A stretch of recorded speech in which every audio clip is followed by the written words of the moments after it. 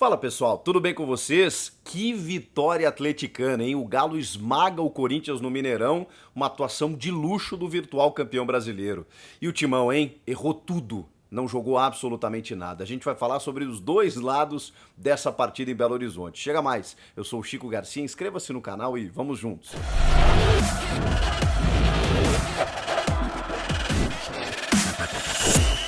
Já já eu vou falar sobre tudo que aconteceu nesse jogo, mas antes eu queria dizer que esse vídeo é um oferecimento de OneFootball. É o aplicativo que eu uso para me manter informado sobre tudo que está rolando. Lá você vai encontrar notícias, estatísticas, resultados, tudo sobre o mercado da bola e tudo sobre o seu time do coração. Basta você ativar as notificações e, claro, transmissão ao vivo e de graça da Bundesliga, o campeonato alemão 2021/2022, na tela do seu celular, os melhores momentos, os gols, toda a cobertura, os jogos ao vivo e de graça, na palma da sua mão. Então não perde teu tempo, eu vou deixar o link aqui na descrição, você baixa o OneFootball de graça e serve para qualquer celular. O que aconteceu no Mineirão?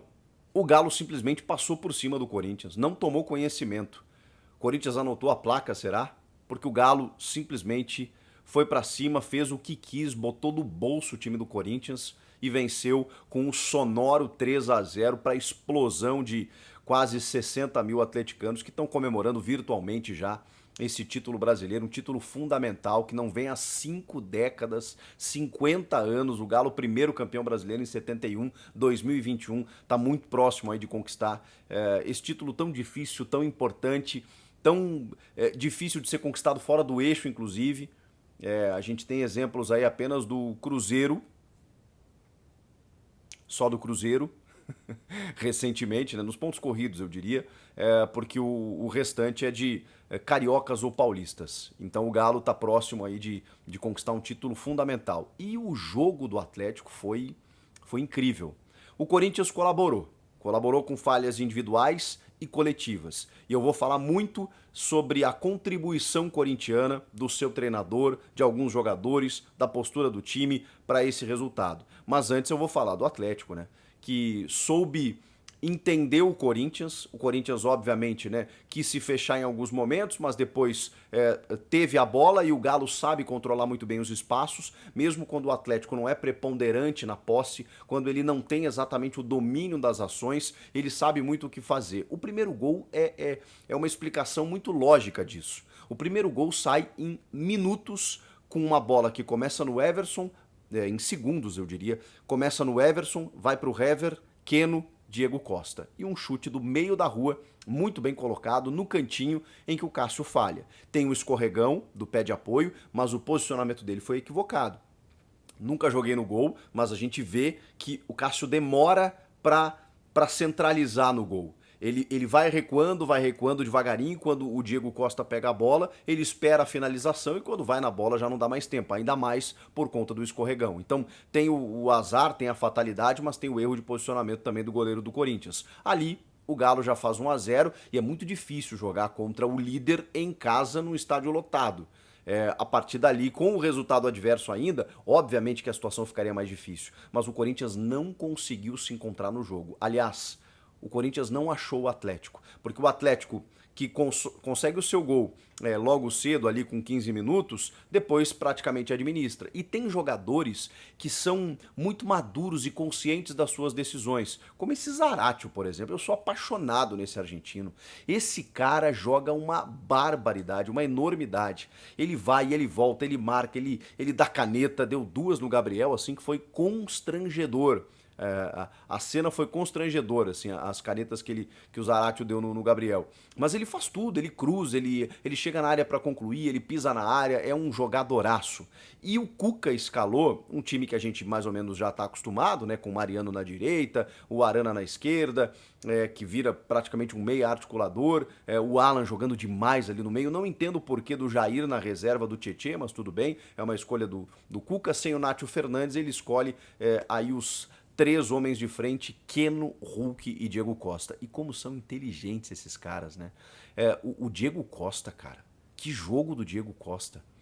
Porque ele tem uma movimentação, ele tem uma leitura de espaço no ataque para não conflitar com o mesmo bloco, né, com o mesmo metro quadrado do Hulk, ele consegue se deslocar para a ponta, ver subida de lateral, e aí tem uma jogada já, ainda no primeiro tempo, né, que vem o Keno consegue pegar na corrida, na velocidade pela ponta esquerda, quando ele cruza, o Diego Costa dá uma deixadinha pro Hulk, que é um negócio maravilhoso, é o mais bonito da jogada inteira.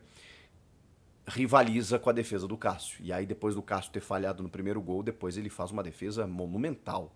Porque é um chute do Hulk a queima-roupa e o Cássio consegue fazer a defesa. Ali a gente já via a volúpia toda do Atlético, né? Que não iria se contentar apenas com 1-0, empurrado pela torcida, um resultado importante. O Corinthians também cedendo muitos espaços. Esse primeiro gol que eu falei do Diego Costa, que tem a falha do Cássio, tem também uma marcação no olhar dos jogadores do Corinthians, né? É uma marcação à distância, com distanciamento social. Os caras conseguem trocar passes e a enfiada tanto do Hever quanto do Keno, ninguém chega, ninguém aproxima. E aí o seu Silvinho, que escala 2 volantes de marcação, o Gabriel e o Duqueiroz, nenhum conseguem pegar o Diego Costa, que tem espaço para pensar, escolher o canto, arrematar e fazer o primeiro gol. Bom, depois desse primeiro tempo em que o Corinthians não se achou em campo, em que o Atlético, mesmo sem a posse muitas vezes, controlava os espaços e quando tinha a bola sempre foi perigoso, começa o segundo tempo com 2-0, numa outra falha individual, num erro na saída de bola, acho que do Renato Augusto, o Atlético rouba a bola e o Keno desfere um chute espetacular, maravilhoso, inominável, no ângulo, indefensável. Não tinha como o Cássio buscar aquela bola, nem se ele pegasse um táxi para chegar nela, não tinha como. Foi na forquilha, foi exatamente na junção ali das traves, das redes, golaço, golaço. Nítido golaço, um chute muito feliz desse atacante Keno, muito decisivo, muito potente. Quando ele tá inspirado mesmo, é difícil segurar. Ali com 5 minutos do segundo tempo, o Galo chega ao 2-0. E aí, senhoras e senhores, entram os treinadores. E o Silvinho nada conseguiu fazer para corrigir o seu sistema, tanto na criação, quanto até mesmo da sua proteção ao Atlético. E o Atlético, por outro lado, que tem muito mais recursos, a gente sabe, né? O Corinthians se reforçou, aquela coisa toda, mas o Corinthians tem muito mais recursos. O próprio Jair, que eu pedia, entrou no segundo tempo, depois ainda entrou o Natan, o Mariano acabou sentindo, mas você tem o Guga. Vejam como é difícil realmente você lidar com essas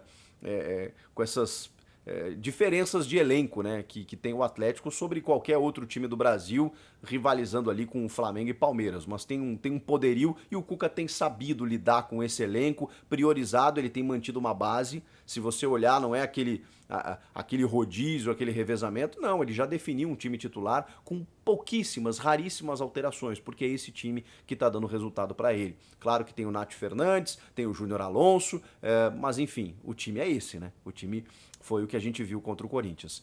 Bom, e aí tem o terceiro gol, já nos minutos finais, numa jogadaça do Hulk, premiando também um outro jogadoraço na partida, como busca espaços, como briga, como peleia, como, sabe, como tenta furar bloqueios, como se movimenta bem, como não desiste nunca, como é brigador o Hulk, e numa jogada maravilhosa individual, num chute potente, desloca o Cássio e faz o 3-0.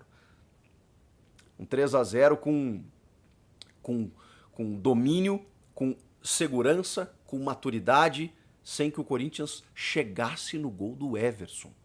O Corinthians tem uma jogada em que o Juliano desvia de cabeça e a bola passa do lado da trave. E só. Quando o jogo estava 2-0. E só. Não tem mais nada. É o Corinthians circulando bola em frente à área do Atlético, o Atlético roubando essa bola e muitas vezes até apostando no contra-ataque. Por quê? Porque já tinha o placar a seu favor e não precisava ser propositivo, porque se fosse talvez tivesse até adotado um placar mais elástico. Mas o resultado já estava sendo conquistado. Então um Atlético muito estratégico diante de um Corinthians apático, opaco e sem nenhuma reação. E é sobre esse Corinthians que a gente precisa falar agora.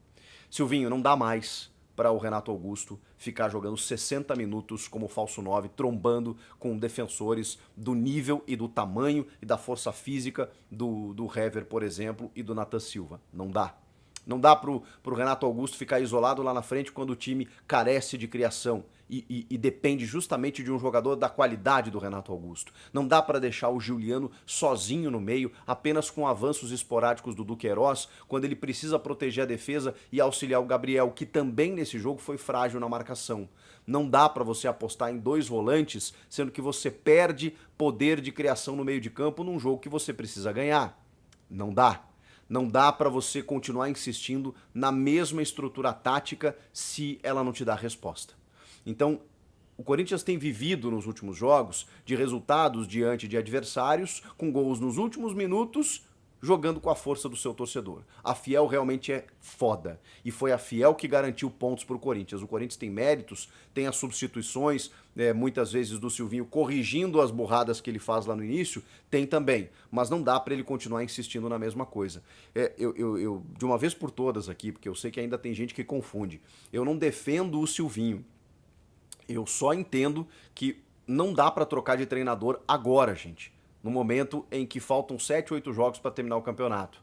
Depois do fim da competição, obviamente você vai fazer toda a análise do combo todo. Das escolhas dele, das experiências que não deram certo, das teimosias, para poder projetar 2022.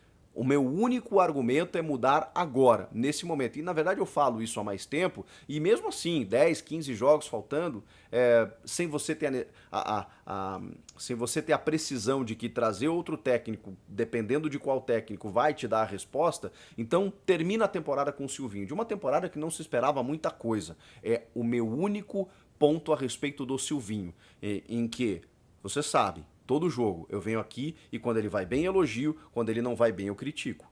E ele foi muito mal, inclusive nas trocas. Meu Deus do céu. Tudo bem você colocar o Jô para recuar o Renato. É uma alteração que ele até tem feito, até meio óbvia, que ele tem feito durante os jogos, né? Para você ter um centroavante lá, buscar alguma coisa. O Jô tem entrado bem, inclusive, é bom que se diga. Vai lá, briga com os zagueiros, abre espaço para a chegada de outros jogadores, mas não tirar o Roger Guedes, né? Não tirar o Roger Guedes. O Mosquito que estava tentando alguma coisa no intervalo, ele já tirou um dos volantes para botar o Gabriel Pereira pelo lado direito e inverteu o Gustavo Mosquito. O Mosquito não joga pelo lado esquerdo. Isso pode ser um defeito dele? Pode, mas ele não joga ali pelo lado esquerdo. Então ele matou o Mosquito já na troca do intervalo quando ele bota o Gabriel Pereira, que não está funcionando. Se fosse botar o GP, esperasse um pouco mais. O GP realmente não está numa fase boa. Então, assim, o GP não funcionou, o Mosquito na esquerda não funcionou, o Jô no lugar do Roger Guedes não, e aí depois o Vitinho. Nada funcionou. Nada funcionou. E o time que marcou a distância é um time maduro e seguro do Atlético e que não conseguiu sair dessa armadilha. O time foi mal, o time foi apático, o time não teve criação e as trocas do treinador não funcionaram mais uma vez. Além da escalação. Porque ele insiste nesse sistema tático com o Renato Augusto de falso 9, que já se provou ineficiente, não funciona. Então assim, Silvinho, acorda, porque realmente a sequência estava sendo boa, especialmente com as vitórias em casa, mas esse tipo de jogo marca na paleta. 3-0, com o time sem jogar nada, com o líder do campeonato amassando o teu time, isso a Fiel não costuma perdoar não. Então o Silvinho também faltou inteligência para ele nessa estratégia. Porque ir para o Mineirão para fazer esse fiasco, para tomar esse passeio, para ser humilhado pelo líder do campeonato, bom, isso vai marcar definitivamente a trajetória dele no Corinthians. Eu falo aqui que o Silvinho é um cara que tem uma boa relação com os atletas, que é um cara identificado com o clube, que ele gosta muito do Corinthians, que ele é muito Corinthians, é um cara que está tentando dar certo, que está fazendo as suas experiências e isso tem ônus e bônus, porque quando você contrata um técnico que tem apenas meia dúzia de jogos por uma outra equipe, mesmo com toda a experiência como atleta, como auxiliar no próprio clube, seleção e tudo mais, você corre riscos dele não necessariamente saber tudo o tempo inteiro. Ninguém sabe tudo o tempo inteiro, mas eu digo dele sofrer com essa inexperiência em algumas escolhas, em algumas decisões. Pois é o que a gente está vendo. E isso a Fiel não está perdoando. Essa experiência que o Corinthians está fazendo com um técnico no comando de um time que precisa render mais, a Fiel não tá perdoando. Só que tem um detalhe. A gente, como cronista, como imprensa, a gente entende até determinado ponto. A gente entende essa inexperiência. Não, isso faz parte, isso tá no ônus, o time era limitado, ele tá colocando ali o time ainda numa zona de classificação. Agora, insistir em erros constantes o tempo inteiro, isso é passível de crítica, não tem jeito. Então, assim, o Corinthians também assina essa derrota. O Galo passou por cima, o Galo fez o que quis com o Corinthians, mas o Corinthians aceitou. O Corinthians entrou em campo, se é que entrou em campo, né? Se é que dá pra dizer isso, porque eu gostaria de dizer que o Corinthians não entrou em campo, mas o Corinthians entrou em campo passivo, assistindo o líder do campeonato passear no Mineirão. E isso não pode acontecer, porque perder pro Galo é do jogo. O Grêmio, que tá na vice-lanterna, foi lá e perdeu, mas competiu. Competiu, isso eu posso dizer pra vocês, o Grêmio competiu. Perdeu igual, mas competiu. O Corinthians não. O Corinthians não competiu nesse jogo. E isso fica feio. E isso fica ruim. E aí quando o técnico não colabora, bom, aí fica mais difícil ainda. Falem o que quiserem dessa partida. Atlético 3, Corinthians 0. Que passeio, foi chocolate. Comenta aqui embaixo, inscreva-se no canal e eu volto na próxima. Tchau!